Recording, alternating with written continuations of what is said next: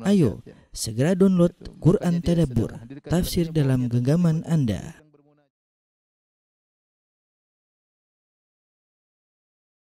Bismillahirrahmanirrahim. Assalamualaikum warahmatullahi wabarakatuh. Alhamdulillahi ala ihsanih wa syukru lahu ala taufiqihi wa amtinanih wa asyhadu an la ilaha illallah wahdahu la syarika lahu ta'ziman li sya'nih wa asyhadu anna Muhammadan abduhu wa rasuluhu da'ila ridwanih. Allahumma salli alaihi wa ala alihi wa ashabi wa ikhwani. Para ikhwan dan akhwat, bapak dan ibu yang dirahmati oleh Allah Subhanahu wa taala. Kita lanjutkan pembahasan kita dari tafsir juz amma, dan insyaallah pada kesempatan bahagia ini kita akan bahas tafsir surat Al-Falaq dan surat An-Nas ya. Surat ke-113 dan surat 114 yang terakhir yaitu An-Nas ya.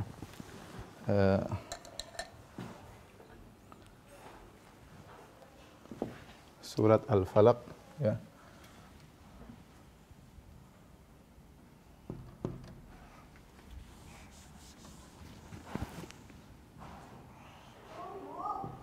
Al-Falaq dan An-Nas. Kedua surat ini ya dikenal dengan Al-Mu'awwidhatain. Al-Mu'awwidhatani atau Al-Mu'awwidhatani atau Mu'awwidhatain yang artinya dua pelindung ya. Karena dua surat ini disebutkan dalam sebagian riwayat bahwasanya dua surat ini turun ketika Nabi sallallahu alaihi wasallam disihir oleh seorang Yahudi yang bernama Labid al-A'sam al-Yahudi. Dia menyihir Nabi sallallahu alaihi wasallam, kemudian akibat dari sihir yang dialami oleh Nabi sallallahu alaihi wasallam dikhayalkan seakan-akan Nabi sallallahu alaihi wasallam mendatangi istrinya. Ternyata Nabi tidak mendatangi istrinya ya. Ini disebut oleh sebagian ahli tafsir adalah sebab turunnya kedua surat ini, sehingga akhirnya Allah mengirim malaikat untuk meruqyah Nabi sallallahu alaihi wasallam, malaikat Jibril. Kemudian dibacalah dua surat ini, Al-Mu'awwidhatain atau Al-Mu'awwidhatan, itu dua surat pelindung, Qul a'udzu birabbil falaq, Qul a'udzu birabbin nas. Disebut dengan Mu'awwidhatan karena dibuka dengan Qul a'udzu, yaitu katakanlah aku berlindung kepada engkau ya Allah. Qul a'udzu birabbin nas. Aku berlindung dengan Rabbnya manusia, atau aku berlindung dengan Rabbnya pemilik subuh ya. Maka disebut al-mu'awwidh, yaitu sebagai untuk perlindungan ya.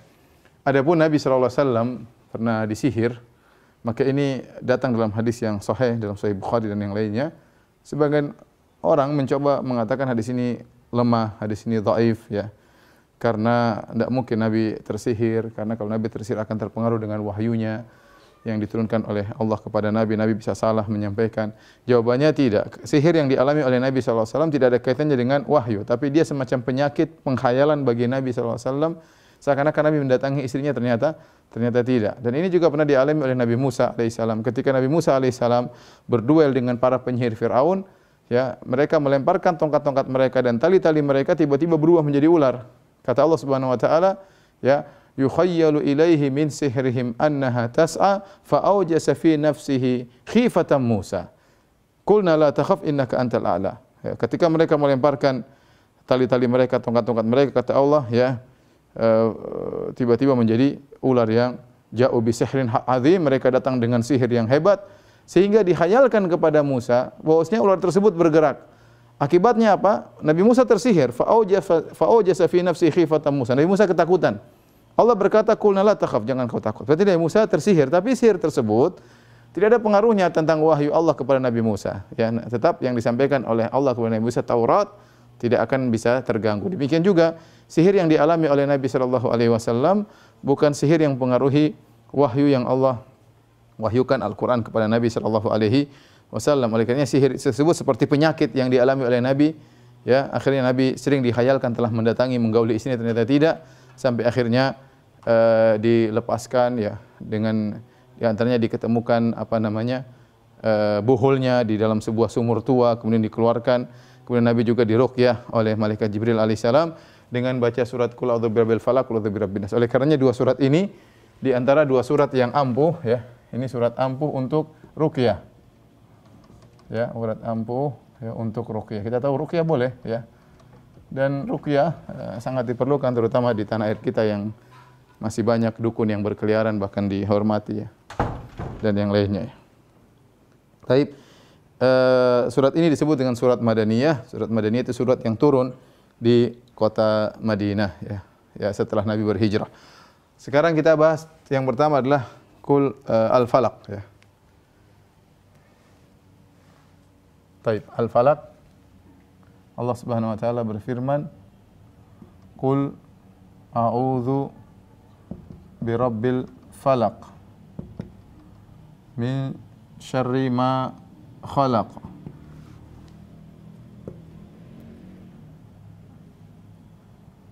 wa min syarri ghasiqin idza waqab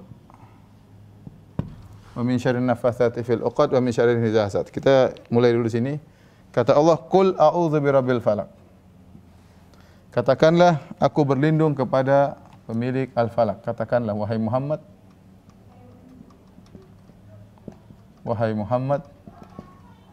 atau wahai Nabi,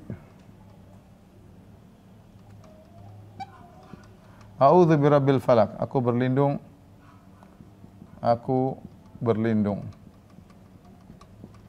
kepada Robnya al-falaq. Rob yaitu pemilik atau penguasa al-falaq. Al-falaq ini ada khilaf, namun banyak ulama yang menafsirkannya dengan subuh, ya, pemilik subuh, yang menguasai subuh. Ya, min syarri ma khalaq. Berlindung dari apa? Dari syarri artinya keburukan. Keburukan ma khalaq, apa yang dia ciptakan,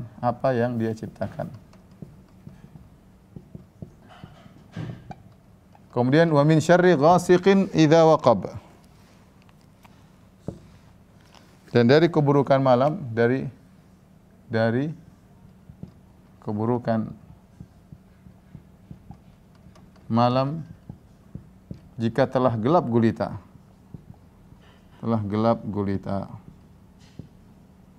Kita bahas ini dulu ya. Jadi Nabi SAW diperintahkan untuk berta'awudz kepada Rabbil Falaq. Qul a'udzu birabbil falaq. Dan kita tatkala berlindung, maka kita berlindung kepada Allah Subhanahu wa taala, dan Allah menguasai segala waktu, menguasai segala tempat. Di antaranya Allah menguasai waktu al-falaq, yaitu waktu subuh ya. Aku berlindung kepada penguasa subuh. Dari siapa? Min syarri ma khalaq. Dari keburukan apa yang dia ciptakan. Ma di sini kalau kita belajar belajar ilmu fikih disebut dengan al-mausulah.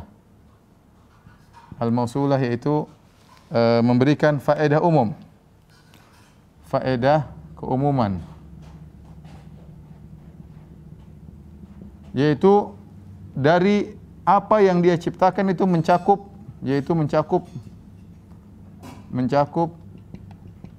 seluruh ciptaan Allah ya yang membawa keburukan. Ya, ada ciptaan Allah yang memang bawa keburukan saja seperti iblis, dan ada ciptaan Allah ya. Ciptaan Allah ada dua ya. Ada yang hanya membawa keburukan,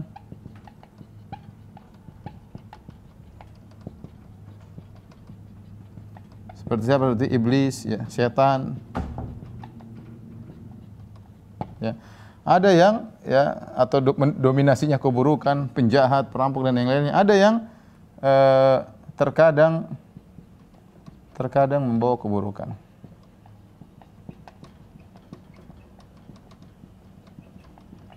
Nah, kita berlindung kepada Allah tatkala kita baca surat ini. Makanya surat ini sangat penting dibaca tatkala zikir pagi dan petang, dibaca setelah salat 5 waktu, dibaca sebelum tidur. Dua surat ini seperti Al-Ikhlas mirip ya, dibaca zikir pagi petang, dibaca setelah salat maghrib, setelah salat subuh, kemudian dibaca sebelum tidur ya. Ini qul a'udzu birabbil falaq, qul a'udzu birabbin nas ya.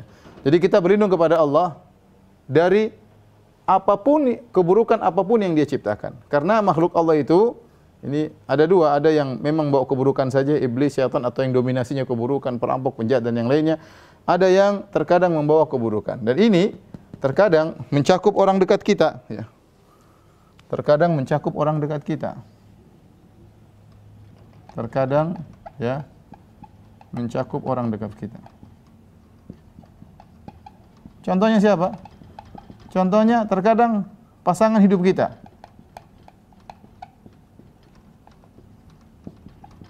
Terkadang anak-anak kita. Kata Allah Subhanahu wa taala, "Innama amwalukum wa auladukum fitnah." Sungguhnya anak-anak kalian, harta kalian fitnah. Terkadang anak-anak jadi fitnah. Sumber keburukan. Keburukan bagaimana? Menjadikan seorang saking cintanya kepada anaknya, akhirnya dia mungkin lalai beribadah, atau karena saking sayang kepada anaknya, terkadang dia harus melakukan yang haram, mencari nafkah dengan cara yang haram demi menyenangkan anaknya dan yang lainnya. Ya, terkadang istri kita, ya, "Inna min azwajikum wa auladikum aduwwan lakum fahdharuhum." Kata Allah, wahai orang beriman, sungguhnya di antara istri-istri kalian dan anak-anak kalian adalah musuh bagi kalian, maka waspada. Kenapa istri jadi musuh? Disebutkan dalam sebab turunnya ada seorang yang ingin berhijrah tetapi ditahan-tahan oleh istrinya. Saking dia cinta sama istrinya, dia tidak jadi berhijrah. Allah menganggap itulah musuh yang menghalangi seorang, keburukan, mendatangkan keburukan. Oleh karena kalau kita berdoa dengan doa ini, ya, terkadang kalau istri kita memiliki keburukan atau suami kita memiliki keburukan, kita berharap kita dilindungi oleh Allah Subhanahu wa taala. Karena orang baik terkadang dia punya potensi melakukan keburukan. Bahkan terkadang orang dekat kita, terkadang keluarga kita sendiri, terkadang istri kita, terkadang suami kita, ya. Ya.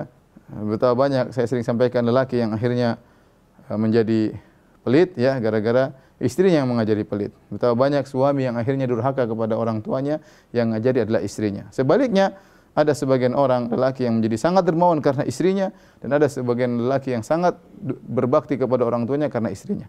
Jadi, kita berlindung dari keburukan apa yang Allah ciptakan, ya. Baik orang terdekat maupun yang jauh, dan sekarang banyak keburukan, ya. Banyak keburukan, kita berlindung. Ya, umum. Kemudian min syarri ghasiqin idza waqab, dan dari keburukan malam ketika telah gelap gulita. Kenapa disebut secara khusus malam? Ya, malam kata para ulama karena banyak kejahatan terjadi di malam hari.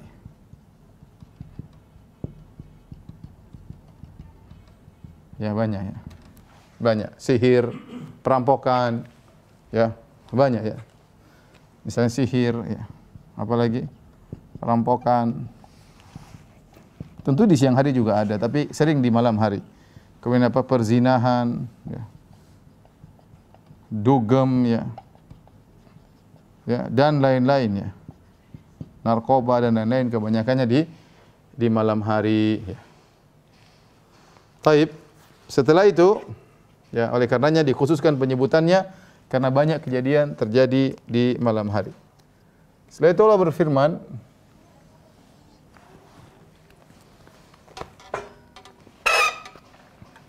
kata Allah Subhanahu wa taala setelahnya, wa min syarri nafatsati fil uqad,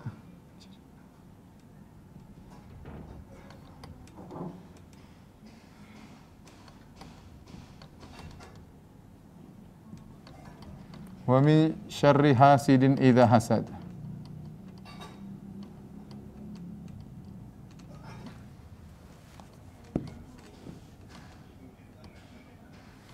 Kata Allah Subhanahu wa taala, aku juga berlindung dari keburukan para wanita peniup di buhul-buhul untuk sihir, dan dari keburukan orang yang hasad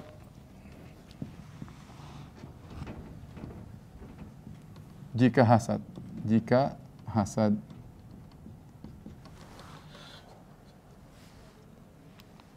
Taib ini perhatikan, di antara isi daripada surat Al-Falaq yaitu kita berlindung dari para wanita peniup. Maksudnya apa? Ini adalah nenek-nenek sihir, ya. Nenek sihir. Ya, bukan berarti tidak ada kakek sihir juga banyak, ya. Tapi maksud saya, kenapa disebutkan khusus para wanita? Ada dua sebab. Para wanita, kata para ulama zaman itu, kenapa wanita? Ada dua sebab. Ada yang mengatakan yang pertama zaman tersebut para penyihir banyaknya wanita.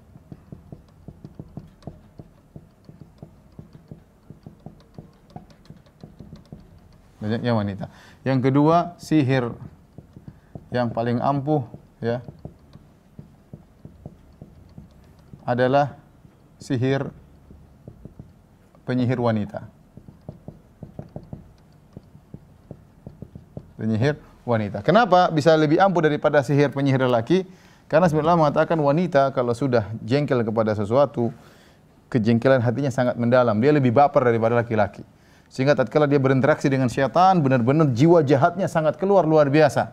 Ya, tidak seperti penyihir laki. Dua-duanya buruk, dua-duanya kafir, tetapi sihir wanita ya lebih parah, mungkin dia lebih telaten, kemudian dia lebih buruk jiwanya tatkala dia sedang marah, sehingga keampuhan sihir wanita lebih parah daripada sihir lelaki yang sedang meniup di buhul-buhul. Oleh karenanya banyak sihir adalah dengan buhul. Makanya seperti bagaimana saya sebutkan tadi kisah Nabi SAW ketika tersihir, maka Nabi diberitahu tentang lokasi buhulnya, yaitu ditanam di sebuah batu di dalam sumur yang tua. Maka dikeluarkan buhul tersebut. Ya, jika seorang bisa menemukan buhul sihir, maka ini sangat membantu untuk menghilangkan sihir. Kemudian doa tersebut diantaranya wa min syarri hasidin idza hasad, dan dari keburukan orang yang hasad ketika sedang hasad. Ya, kenapa hasad disebutkan secara khusus? Bukankah keburukan banyak, keburukan pencuri, keburukan pembunuhan, keburukan perampok? Kenapa disebut dengan hasad? Karena ini penyakit sangat berbahaya, hasad ini, dan terkadang dia datang dari orang yang dekat dengan kita, dari orang yang seharusnya kita harapkan kebaikannya, malah hasad kepada kita. Terkadang hasad dari keluarga sendiri, terkadang hasad dari teman sendiri, terkadang hasad dari rekan kerja, terkadang hasad dari atasan, terkadang hasad dari bawahan. Ya, hasad ini penyakit yang banyak menimpa banyak orang, hasad. Maka perlu kita doa khusus untuk berlindung daripada penyakit hasad. Hasad ini adalah dosa yang pertama di dunia dan dosa yang pertama di akhirat. Dialah dosa pertama di langit, dosa pertama bukan di akhirat, pertama di langit, dan dosa pertama di dunia.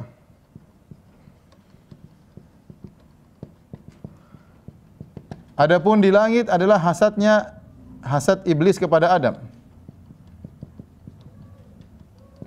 alaihissalam.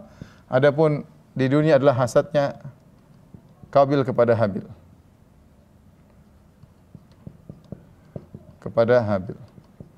Atau anak-anak Adam. Nama-namanya belum tentu Qabil dan Habil, tapi antara dua anak Adam yang saling hasad. Adapun dosa pertama, hasadnya iblis kepada Adam. Ini sudah kita jelaskan dalam kisah Nabi Adam alaihissalam dalam ceramah yang panjang. Intinya iblis dahulu, pendapat mayoritas ulama, dia adalah jin yang baik, jin yang soleh, yang punya ilmu. Sampai-sampai saking solehnya iblis, saking punya ilmu, dia sering gaulnya sama level malaikat, sehingga dia sering sama malaikat, ya, iblis. Tiba-tiba Allah Subhanahu wa taala ciptakan Adam, pendatang baru yang Allah berikan kemuliaan. Di antaranya Allah ajarkan dia wa 'allama Adam al-asma'a kullah. Allah memberikan dia ajaran tentang nama-nama seluruh benda. Kemudian Allah menciptakan dia dengan dua tangan Allah Subhanahu wa ta'ala. Kemudian Allah menyuruh malaikat dan iblis sujud kepada Adam. Tiba-tiba Allah muliakan Adam. Ya. Dan ini tidak bisa diterima oleh iblis. Iblis jengkel, kenapa ada pendatang baru kemudian mulia, bahkan kita disuruh sujud kepada Adam. Maka dia pun disuruh sujud oleh Allah kepada Adam. Dia protes, dia mengatakan ana khairun minhu, aku lebih baik daripada dia. Khalaqtani min nar wa khalaqtahu min tin. Kau ciptakan aku dari api, kau ciptakan dia dari tanah. Sehingga dosa pertama di langit gara-gara hasad. Dosa pertama di dunia adalah Qabil dan Habil. Kata Allah Subhanahu wa taala, "Wa atlu 'alaihim naba abnai Adam bil haqqi id qarraba qurbanan fatuqabbala min ahadihim wa lam yataqabbal min akhar qala la aqtulannak." Dan ceritakanlah kepada mereka tentang kisah dua anak Adam. Sama-sama memberikan korban kepada Allah dan diterima dari salah satu dan Allah tidak terima dari yang lainnya. Yang lainnya ketika tidak diterima korbannya dia hasad. Dia mengatakan la aqtulannak, aku akan bunuh engkau. Perhatikan sini. Ini kalau kita lihat hasad antara anak Adam. Ini hasad antara kakak dan adik. dan adik. Kemudian yang berujung pada pembunuhan. Pada pembunuhan. Dan ini bahayanya hasad. Hasad ini mengantarkan kepada musibah-musibah yang lain. Contoh lagi, hasad apa? Hasadnya saudara-saudara Yusuf alaihissalam, kakak-kakaknya Yusuf, ya, mengantarkan kepada Yusuf, mengantarkan membuang Yusuf. Jadi maksud saya ketika bicara hasad ini terkadang bukan berbicara tentang orang kita dihasati orang jauh, terkadang sama orang dekat, sama kakak sendiri, adik sendiri bisa timbul hasad, apalagi orang lain yang tidak punya hubungan darah dengan kita. Ya, bahkan saya pernah ketemu orang datang kepada saya, Ustadz, dia cerita tentang kakaknya atau adiknya, atau istrinya, istri saya disihir oleh adiknya atau kakaknya. Saya bilang, adiknya benar. Iya Ustadz, adiknya sihir dia. Padahal adiknya lulusan pondok. Adiknya tahu nggak yang sihir dia? Sihir itu syirik. Tahu Ustadz. Subhanallah, saking hasadnya, adiknya nekat menyihir kakaknya sendiri padahal adik kakak. Padahal sudah tahu sihir itu syirik, tapi hasad membuat dia lupa diri, membutakan matanya. Lihat bagaimana kakak akhirnya membunuh adiknya, anak-anak Adam. Bagaimana saudara Yusuf ketika hasad kepada Yusuf akhirnya dilemparkan dalam sumur, dijual jadi budak. Ini semua gara-gara hasad. Maka Allah alam, inilah kenapa Allah menyebutkan secara khusus penyakit ini. Dan penyakit ini sering menimpa manusia, ya. Kita berlindung dari hasadnya orang hasad, dan kita berlindung jangan sampai kita hasad sama orang, ya. Karena hasad terkadang ada orang hasad kepada kita, terkadang kita hasad sama orang. Terkadang hasad sama orang. Apa itu hasad? Pengertian hasad. Ini sederhana saja, ya, definisi hasad.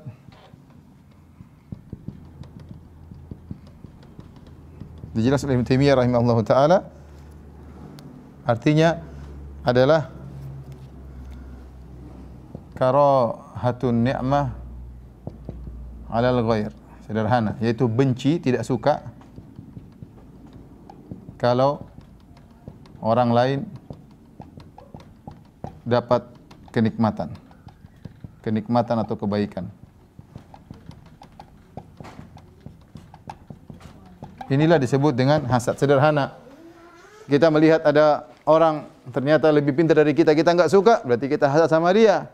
Kita lihat orang lebih tampan dari kita, kita hasad, kita enggak suka, berarti kita mau dia juga jelek, ya misalnya, berarti kita sama dia. Seorang wanita tiba-tiba sedih. Kenapa kamu sedih?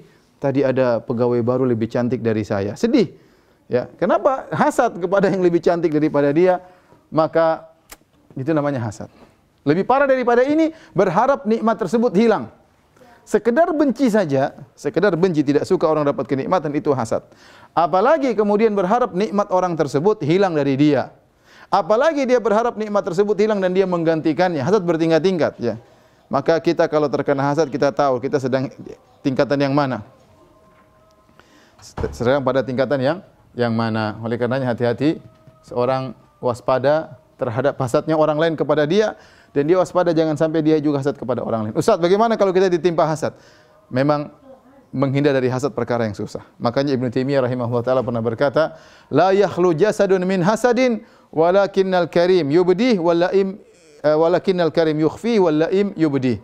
Tidak ada satu jasad yang kosong daripada hasad. Hampir semua kita pernah berhasad, terutama hasad pada yang selevel dengan kita, ya. Sama-sama pegawai, sama-sama tukang becak, hasad dengan tukang becak yang lainnya, sama-sama dokter, sama-sama pejabat, sama-sama pemain partai, semua hasad selevel-level, ya. Tidak ada tukang becak di depan toko besar kemudian dia hasad kepada pemilik toko. Tidak, dia hasadnya sama tukang becak. Jadi biasanya hasad itu selevel. Nah, kalau timbul hasad, kata Ibnu Taimiyah rahimahullah taala, orang yang baik dia akan berusaha menyimpan. Adapun orang yang buruk dia akan menampakkannya. Nah, kalau kita rasa diri kita terkena hasad, maka jangan sampai kita ucapkan kata-kata tersebut, kita mencela orang tersebut, hati-hati. Ya, kita berbuat zalim sama orang lain, apalagi kita bertindak, jangan sampai kita berbuat zalim sama orang lain, tapi kita lawan perasaan tersebut. Jangan kita ungkapkan, kalau perlu kita kasih hadiah kepada orang yang kita hasati, kalau perlu kita puji-puji kebaikan dia, agar kita melawan hasad tersebut dari hati kita. Ini para muslim yang dirahmati Allah Subhanahu wa taala berkaitan dengan surat Al-Falaq. Insyaallah di sini kita lanjut surat An-Nas. Tapi para muslim yang dirahmati Allah Subhanahu wa taala, kita lanjutkan pada surat kedua, surat An-Nas.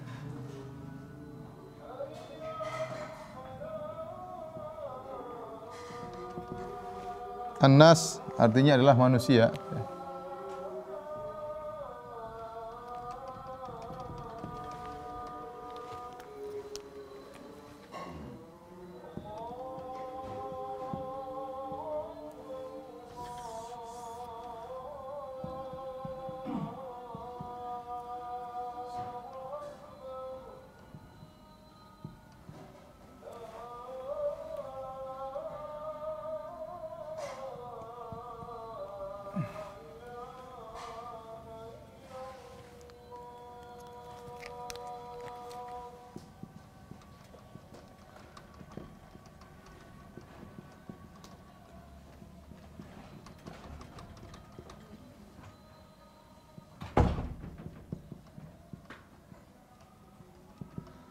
Katakanlah wahai Muhammad, a'udzu birabbin nas, aku berlindung kepada Rabb manusia. Malikin nas, malikin nas yaitu rajanya manusia. Ilahin nas, sesembahannya manusia. Tuhannya, sesembahannya manusia. Di sini Nabi diperintahkan untuk berdoa, demikian juga bertawassul dengan nama-nama Allah Subhanahu wa taala. Di antara nama Allah adalah Rabb. Aku berlindung ya pada Rabb manusia. Rabb artinya pengatur. Rabb ya artinya ya penguasa, kemudian pengatur, pengurus ya. Seperti tarbiyah ya. Pengurus manusia. Yang ngurusi manusia seluruhnya adalah Allah Subhanahu wa ta'ala ya. Malikin nas, raja manusia. Dialah Allah Subhanahu wa ta'ala, raja yang sesungguhnya. Adapun raja-raja yang ada sekarang, penguasa-penguasa sekarang hanyalah raja sementara. Kemudian terkadang mereka tidak menjadi raja selamanya, terkadang diganti penguasa, datang penguasa yang lain. Terkadang terjadi pemberontakan, terkadang macam-macam. Raja yang sesungguhnya raja manusia adalah Allah Subhanahu wa ta'ala. Oleh karenanya pada hari kiamat kelak Allah akan berkata, Anal Malik, Anad Dayyan. Aku adalah Maharaja dan aku adalah Maha pemberi pembalasan. Aina mulukul ard, mana raja-raja dunia? Enggak ada yang berani nongol, semua takut. Ya, raja-raja dunia pada akhirat tidak ada yang berani nongol, semua takut kepada Allah Subhanahu wa taala. Kemudian ilahin nas, sesembahannya manusia, tidak ada yang berhak disembah kecuali manusia. Sudah kita bahas kemarin bahwasanya hanya Allah yang penguasa manusia, raja manusia, dialah yang berhak untuk disembah. Adapun menyembah makhluk seperti kita, menyembah hewan apalagi menyembah jin, menyembah yang lainnya, ini semua adalah kesyirikan. Kemudian kata Allah Subhanahu wa taala, qul bi rabbin nas, malikin nas, ilahin nas, min syarril waswasil khannas. Min syarril waswasil khannas.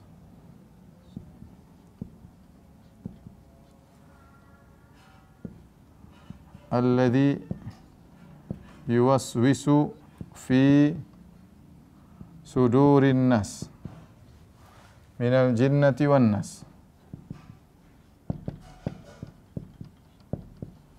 Taib, Allah SWT berfirman, dari keburukan,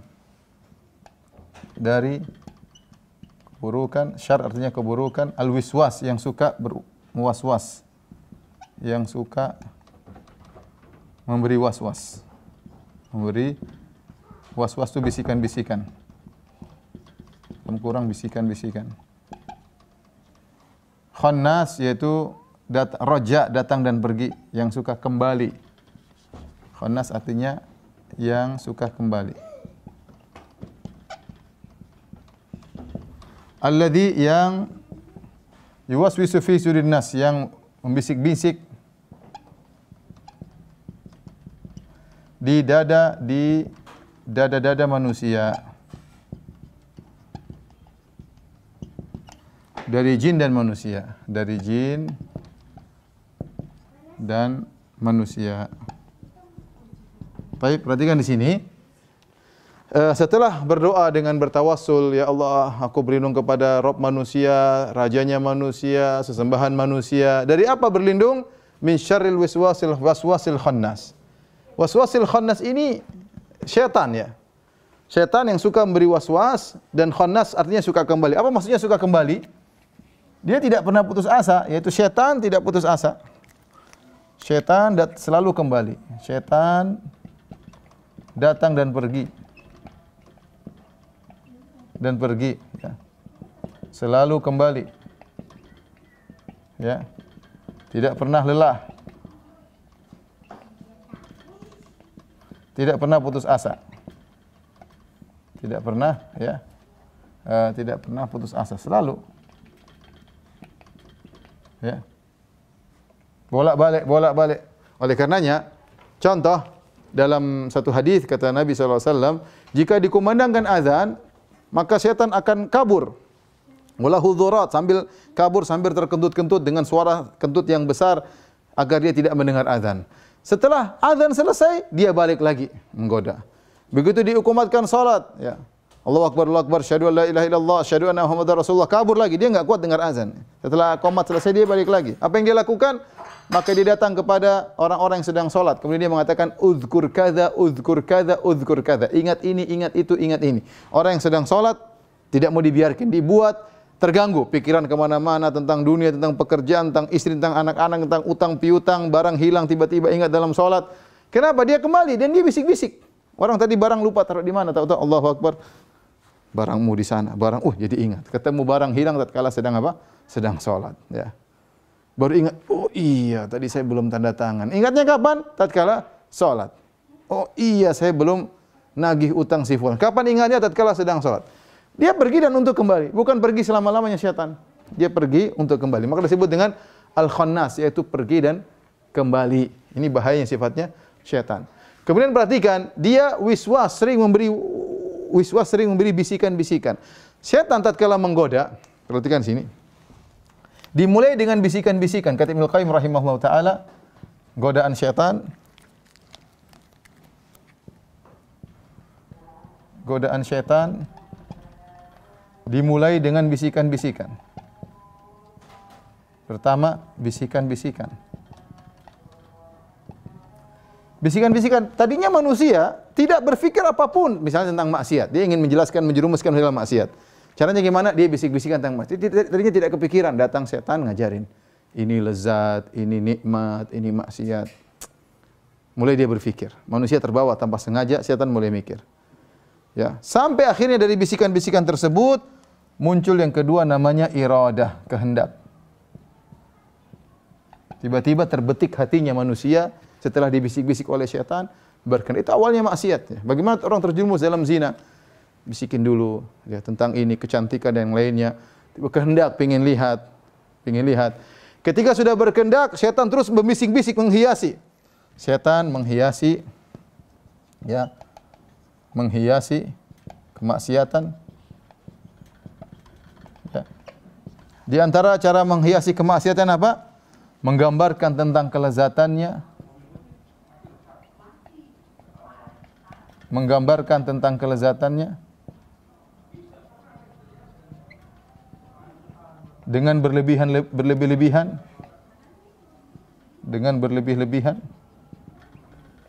kemudian membuat lupa manusia dari akibatnya.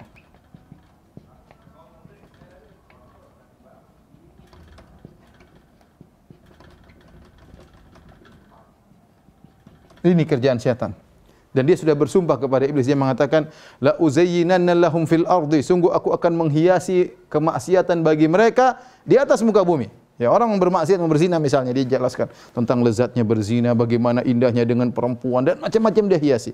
Kemudian dilupakan dia tentang bahaya zina, tentang bagaimana akibat dampak zina di dunia, akibat dampak zina di alam barzah, akibat dampak zina di akhirat, dampak semua dia lupakan. Bagaimana nanti istrinya, bagaimana anaknya, dia lupakan semuanya. Pokoknya dibuat keindahan tersebut, dihiasi kemaksiatan. Setelah itu, jadi perhatikan sini.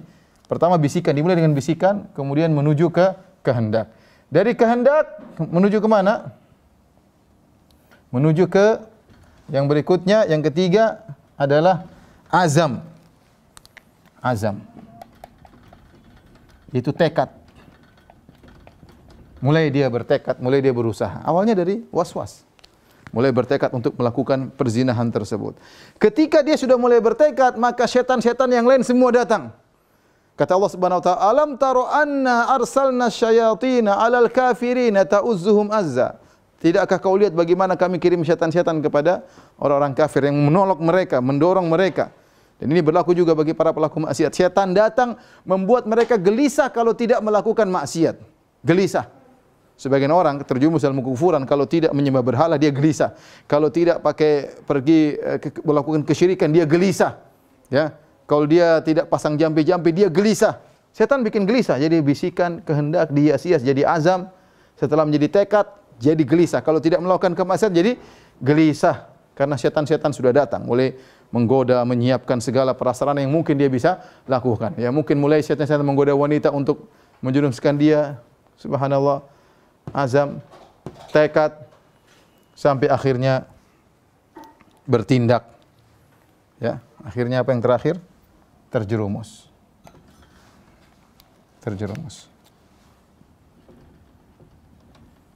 Sebagian orang terjerumus dalam perzinahan, akhirnya ya apa yang dia dapatkan?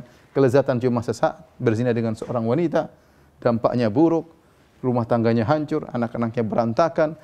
Kelezatan tersebut tidak selamanya, kebahagiaan dicabut dari Allah Subhanahu wa taala, belum musibah di alam barzakh, belum musibah di akhirat, dan itu yang dikehendaki oleh syaitan. Dimulai dari apa? Para pemirsa yang dirahmati oleh Subhanahu wa taala, dari bisikan-bisikan. Ini hati-hati. Makanya kalau kita sudah mulai rasakan ada bisikan-bisikan, langsung qul a'udzu birabbin nas, malikin nas, ilahin nas, min syarril waswasil khannas, alladzi yuwaswisu fi sudurin nas, minal jinnati wan nas. Taib. Apa maksudnya minal jinnati wan nas? Itu maksudnya apa? Dari golongan manusia dan jin. Ada dua pendapat di kalangan para ahli tafsir. Ya, ada maksudnya di antaranya yang dimaksud adalah yang dibisiki, ya. Ini maksudnya kembali kepada yang dibisiki. Maksudnya setan-setan itu menggoda manusia, yang digoda tersebut ada manusia, ada jin. Jadi menunjukkan ada jin baik, ada jin jahat. Ini menunjukkan ada jin baik dan ada jin jahat. Jin jahat itu setan. Ya. Atau ini pendapat pertama, pendapat kedua dari kalangan, jadi yang maksudnya dari kalangan jin dan manusia yang digoda oleh setan adalah dari kalangan jin dan manusia. Setan juga menggoda di antara mereka, jin di antara mereka digoda dan juga menggoda manusia. Pendapat yang kedua yang dimaksud dengan jin dan manusia adalah yang menggoda. Yang menggoda. Pendapat yang kedua ini pendapat pertama, ini pendapat kedua, artinya yang menggoda. Yang menggoda manusia itu ada dua model. Ada penggoda jin, ada penggoda manusia. Jadi yang bisik-bisikan keburukan itu, tukang bisik-bisik itu terkadang jin masuk dalam hati manusia. Terkadang setan manusia. Allah sebutkan bahwasanya setan ada golongan jin, ada golongan manusia. Seperti dalam surat Al-An'am 112 kata Allah, "Wa kadzalika ja'alna likulli nabiyyin aduwan syayatinal insi wal jinni." Demikianlah kami menjadikan bagi setiap nabi musuh apa? Syayatinal insi wal jinni, setan manusia dan setan jin. Jadi yang menggoda kita ini terkadang jin, terkadang manusia, teman-teman. Teman kantor, teman ini, teman ngobrol, teman di Facebook, teman di Instagram, teman di medsos, yang bisik-bisikan akhirnya kita terjerumus dalam kemaksiatan, ya. Oleh karena hati-hati, penggoda manusia terkadang dari kalangan jin, dari kalangan manusia. Dari sini kita tahu kalau kita mau bagi, ya, bahwasanya ada namanya iblis, ada namanya syaitan. Apa bedanya iblis dan syaitan? Iblis dari golongan jin. Iblis itu dari golongan jin. Kalau syaitan adalah sifat buruk, bisa manusia, bisa jin. Dan jin ada jin yang baik, ya. Adapun jin yang baik, jadi jin lebih umum. Adapun jin yang baik maka bukan syaitan. Ada jin-jin yang masuk Islam, ada jin-jin yang berdakwah seperti Allah sebut dalam Al-Qur'an, ya, wa isarafna ilaika nafaran minal jinni yastami'una al-Qur'an falamma hadaruhu qalu ansitu falamma qudiya wallaw ila qaumihim mundzirin qalu ya qaumana inna sami'na kitaban unzila min ba'di Musa musaddiqan lima baina yadayhi yahdi ilal haqqi wa ila tariqim mustaqim ya qaumana ajibu da'i Allah. Allah sebutkan tatkala Rasulullah sedang baca Quran atau sedang salat, kami kirimkan sekelompok jin mendengarkan bacaan Al-Quran Nabi. Kemudian mereka mengatakan, ini bacaan yang dalam ayat yang lain, sami'na Qur'anan ajaba, kami mendengarkan Quran yang menakjubkan. Ya, kemudian setelah Rasulullah selesai baca, wallau ila qaumihim mundzirin, mereka pulang kepada kaumnya untuk berdakwah. Mereka berkata, ya qaumana ajibu da'i Allah wa aminu bih. Wahai kaum kami dari kalangan jin, berimanlah kepada penyeru Allah yaitu Nabi Muhammad sallallahu alaihi wasallam. Wa aminu bih. Penuhilah panggilannya dan berimanlah kepadanya. Jadi jin ada yang baik, ada yang buruk. Iblis ini bosnya jin yang buruk ya. Iblis bosnya setan. Adapun setan sifat buruk, terkadang ada setan manusia, terkadang ada setan jin, seperti firman Allah Subhanahu dalam surat Al-An'am tadi. Surat Al-An'am ayat 112. Kata Allah Subhanahu wa taala, "Wa kadzalika ja'alna likulli nabiyyin aduwan syayatinil insi wal jinni." Demikianlah kami menjadikan bagi setiap nabi musuh berupa syayatinil insi wal jin, syaitan jin dan syaitan manusia. Baik, demikian saja para pemirsa yang dirahmati Allah Subhanahu wa taala, sedikit yang bisa kita sampaikan tafsir singkat dari surat Al-Falaq dan An-Nas. Demikian saja, semoga teman-teman selalu semangat menuntut ilmu ya, karena ini bekal buat kita di dunia dan di akhirat, dan semoga kita sama-sama bisa istiqamah. Demikian, wabillahi taufik. Assalamualaikum warahmatullahi wabarakatuh.